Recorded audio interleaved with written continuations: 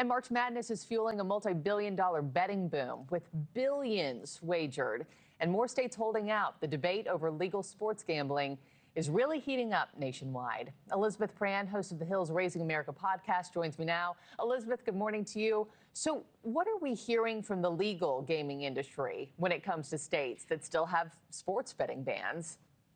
Well, and I have to say, Markie, I don't know about you, but I pick my brackets based on colors, and so I'm already out. But that being said, it brought me to this story, and when I investigated it, it's fascinating. What we're hearing from the legal gaming industry is that the states that aren't participating are essentially missing out. So if you look at the money that's being wagered on just this NCAA tournament, it's right around $3.3 billion.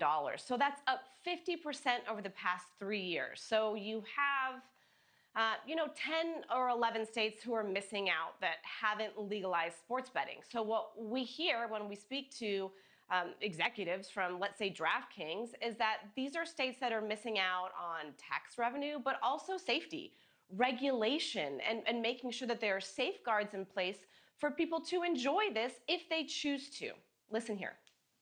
There's been illegal offshore gambling operations for years that infiltrate social media, and they're marketing to people, and those platforms, they don't have responsible gaming. I often wonder, they're not checking identification. I often wonder if you can get your money out if you're actually a winner.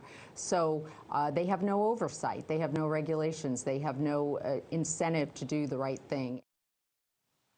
Essentially, what Kalani told me is that because of social media and the world that we live in, there's more access to these illegal gaming sites. And they market to children and they market to young people. So why not have those safeguards in place? Yeah. Markie? And talk to me about that a little bit more, Elizabeth, and what the real life consequences, especially for young people, actually look like.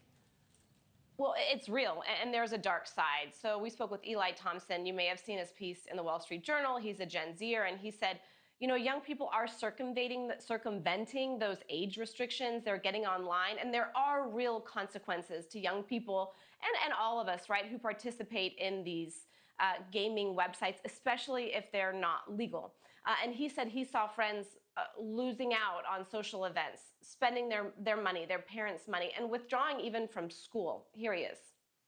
I don't think it's just, the money aspect of it. Lots of times I see friends who lose money and withdraw socially. They're not with their friends as much. Lots of times they would withdraw socially, not do as well in school. And he went on to say, why not have the conversation in school like you do, let's say, alcohol? You can enjoy alcohol after a legal age, and there are consequences to it if you don't know necessarily the boundaries. So why not have those conversations at a young age? Yeah. Markie? And keep those red flags from friends, from family, children on our radars. Elizabeth, before I let you go, I know you said you picked brackets off of uniform color. Yeah. You don't have a dog in the fight? Or your husband or your kids? Who are y'all rooting for? Well, my husband does, but he's not betting. But I will say I picked University of Florida because my husband and I graduated from there, and we were there when they won the national championship about 20 years ago. Not that I'm counting, but Markie, I am out. We watched that game, I am out. But we're still watching. We're still watching. I'm out too. My Kansas Jayhawks are out, so I just want good games and a good tournament from here on out. Elizabeth, always good to see you. Have a fabulous weekend. And by the way, everybody, don't forget to watch Raising America on the Hill. Just scan the QR code on the screen for links to the show. Each week, Elizabeth and a group of parents across the political spectrum dive into topics really resonating here at home. Thank you for watching. Subscribe below and download our NewsNation app right now on your phone, and you will get fact-based, unbiased news for all Americans.